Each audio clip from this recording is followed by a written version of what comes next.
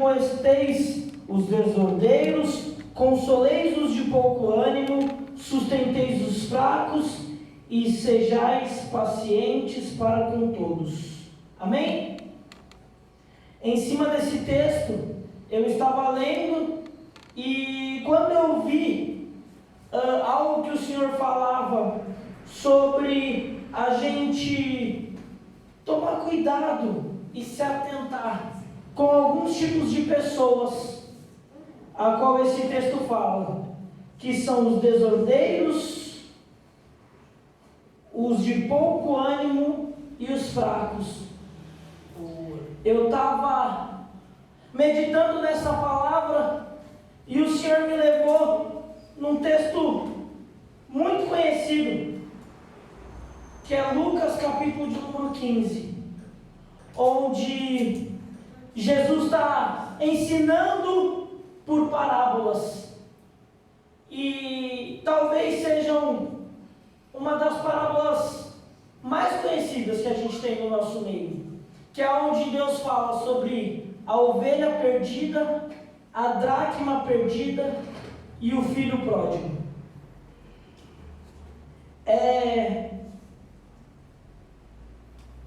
de uma magnitude esse texto de Lucas, porque a gente pode tirar tanta coisa e tanto ensinamento de um texto que a gente fica focado talvez de forma muito isolada em cada um deles. Mas de uma forma muito rápida, eu quero trazer algumas coisas que Deus colocou no meu coração. Não tudo, mas aquilo que Ele tem para a gente nessa noite. Amém? Amém. As parábolas a gente conhece muito bem. Havia um pastor que tinha 100 ovelhas. Dessas 100 ovelhas, uma se perde. Amém? Todo mundo lembra? Glórias a Deus. A segunda parábola vai falar de uma mulher que tinha 10 dracmas. E ela perde uma dracma. Aonde? Dentro da sua casa. E a terceira história vai falar de um pai que tinha 2 filhos. E um dos seus filhos, o mais moço, pede a herança que é dele por direito. Algo que a gente precisa se atentar é que o pai ainda estava vivo. Ou seja, ele ainda não tinha direito de absolutamente nada. E se a gente vai olhar na época, isso podia ser uma das maiores ofensas que eu e você poderíamos ter para com o nosso pai. Hoje em dia, infelizmente, a gente vive numa época que, para muitos, o pai não significa absolutamente nada. E a gente fala com o nosso pai como se ele estivesse falando com um amigo que a gente tem na rua, sem absolutamente respeito nenhum. Assim como esse falou naquele momento. Pedir a herança dele talvez possa ser a coisa mais ofensiva que eu tivesse feito para aquele pai. Mas em cima dessas 3 histórias, a gente percebe que existem algumas coisas que estão perdidas. E é com esse contexto que eu digo que nós precisamos voltar para o primeiro amor. Em cima dessas histórias eu quero que, assim como Deus tem colocado no meu coração, a gente se atente para 2 coisas muito importantes. Porque em cima delas eu vou falar sobre algumas coisas, mas a gente precisa focar nisso. A primeira, para a gente não se tornar nenhuma dessas coisas. Para a gente não viver e ser qualquer uma desses aqui. Qualquer situação dessa aqui. E a segunda coisa é, se a gente se deparar com qualquer situação dessa, a gente agir. A gente estender a nossa mão e ser aquilo que Deus tem preparado a cada um de nós para ser. Boca de Deus na terra. Vamos passo a passo? A primeira história a gente vai falar do quê? Da ovelha perdida. A ovelha, ela vem trazer para a gente, em todas as vezes que ela aparece, algo que se refere muito à inocência. A ovelha, ela tem consciência das coisas? A ovelha, ela tem uma certa consciência. Ela é um ser vivo e ela Porém, a partir do momento que uma ovelha se perde, ela não sabe como que volta para casa. Pega um cachorrinho seu, leva para um lugar bem distante e larga ele. Ele vai saber que ele está perdido? Vai, porque ele não vai conhecer o lugar. Mas ele sabe voltar para casa? Não. E aí, por isso que existe um pastor que vai lá e busca a ovelha de volta. Sabe o que é isso? Muitas vezes a gente se depara com isso dentro da igreja. Aquele novo convertido, aquele irmão que chegou recente na igreja e se perde. Sai. Pela inocência se deixa levar por amigos, por familiares, pelo famoso nada não, nada a ver, não tem problema eu fazer isso, não tem problema eu fazer aquilo, porque ainda está na inocência, ainda não entendeu verdadeiramente o que é o Evangelho, não entendeu a magnitude do nosso Deus. Quantos de nós conhecemos uma ovelha perdida? E eu não estou falando daquele irmão que conhece a palavra e se desviou. Estou falando daquele que por inocência, por besteira saiu da casa de Deus. Talvez não estivesse pronto para comer uma comidinha mais forte. Aí a gente vai para a dracma perdida. A dracma, talvez algum irmão não saiba, é uma moeda. Uma moeda tem consciência de qualquer coisa? Tem entendimento do que ela é, o que deixa de ser?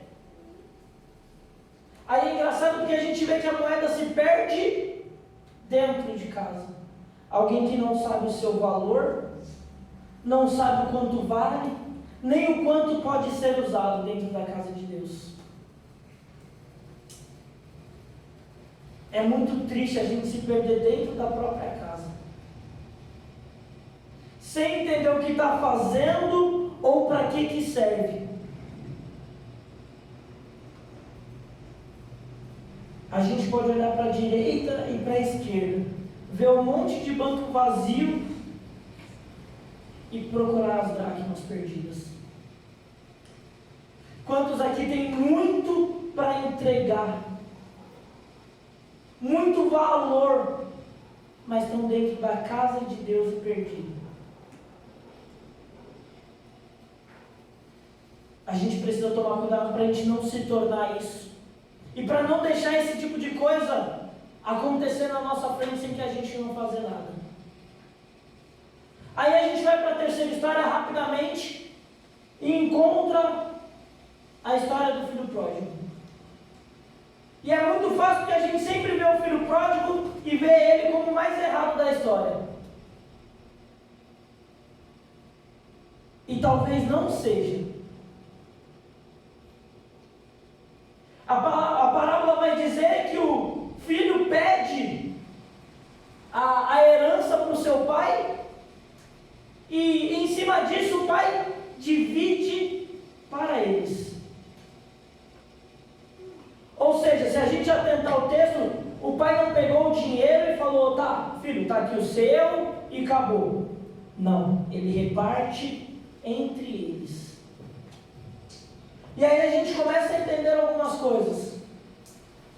Porque o filho pródigo vai e ele se perde no mundo. A questão é que o filho pródigo conhecia o pai. Aquele filho, ele tinha uma vivência diferente com o pai. E ele prefere sair. Muitas vezes nós nos deparamos com alguns irmãos e irmãs dentro da igreja que conhecem a palavra, muitas vezes já tiveram cargos e tudo mais, e ainda assim por algum motivo, mesmo tendo se alimentado diversas vezes com aquilo que o nosso pastor, as pessoas que se responsabilizam em trazer as palavras de Deus para o meu e para o seu coração, trazem para nós. Aquela pessoa que já deveria estar enraizada, e por o motivo que quer que seja, resolve sair. Quer curtir o mundo, quer ter um momento de rebeldia, e a gente conhece diversas pessoas que são assim. A gente vê na minha, na sua família, Quantas pessoas que conhecem a palavra de Deus, mas preferem estar no mundo.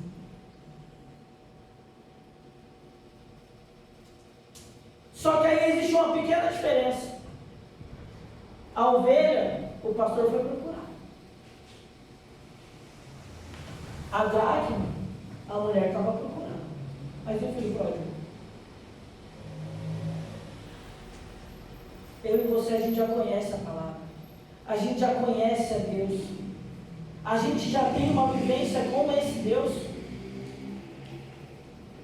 É sério que a gente vai esperar Ele ficar procurando a gente o tempo inteiro? Mas aí vem a parte que talvez seja uma das mais lindas. Porque aquele jovem, ele vai para o mundo, ele pega o dinheiro dele, ele gasta com tudo quanto é besteira. Tudo aquilo que não agrada a Deus. Até chegar um momento que a fome estava se estabelecendo naquele lugar, e ele olha, e ele está trabalhando com um homem, e ele fala: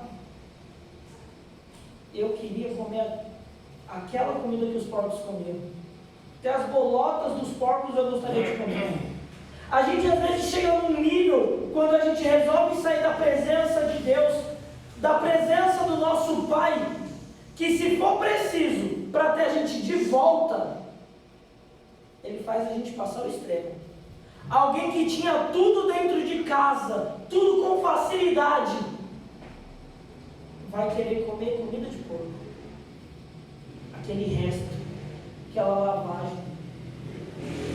A que nível a gente vai precisar ver as pessoas chegando? A que nível a gente vai precisar chegar para entender que não vale a pena?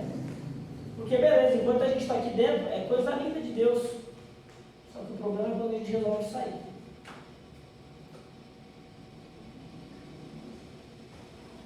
A história vai dizer que ele se arrepende porque ele lembra de tudo que ele tinha dentro da casa do pai. E ele começa a ensaiar o que ele vai dizer para poder voltar. E ele volta. E aí a palavra vai dizer de forma linda que quando ele apontou lá, já tinha um pai esperando ele de braços abertos para receber. Aleluia, louvado seja Deus. Louvado seja o teu nome, Jesus. O pai não foi buscar, mas o pai estava doidinho para te receber de volta. Louvado seja Deus. Estava doidinho te esperando. Meu filho está voltando. Algo que eu achei mágico nisso é que nas três situações existia festa de agradecimento pela ovelha que foi recuperada, pela dracma que foi achada dentro de casa e pelo filho que voltou.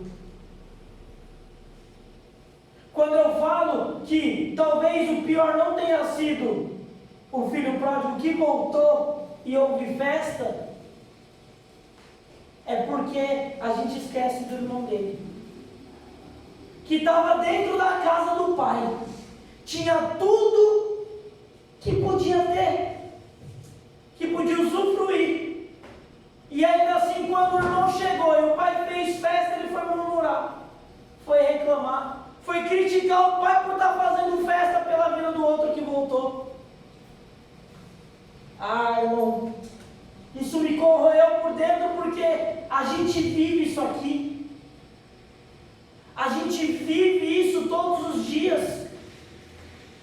E infelizmente a gente ainda vê sempre um irmão julgando a gente feliz pelo outro que chegou, pela bênção que o outro recebeu, pela vitória que o outro conquistou antes dele. Pai, você nunca matou um bicho para mim comer com os meus amigos. E para ele que estava lá fora, você faz festa? É isso. A gente ama aquele hino. Irmão, você sabe o valor que tem uma alma? É tempo da gente se atentar para essas coisas. para a gente não ser e não ver ninguém se tornando nenhum desses tipos de filho. Sabe por que eu aprendo que nas 3 histórias havia alguém procurando, alguém buscando e alguém esperando. Sabe quem é esse alguém?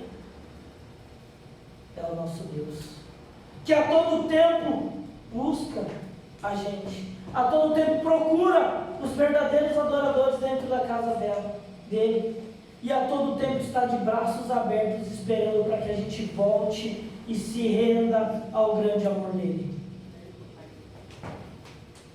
Então, é apenas isso que eu gostaria de lembrar os irmãos. Aquilo que Deus colocou no meu coração.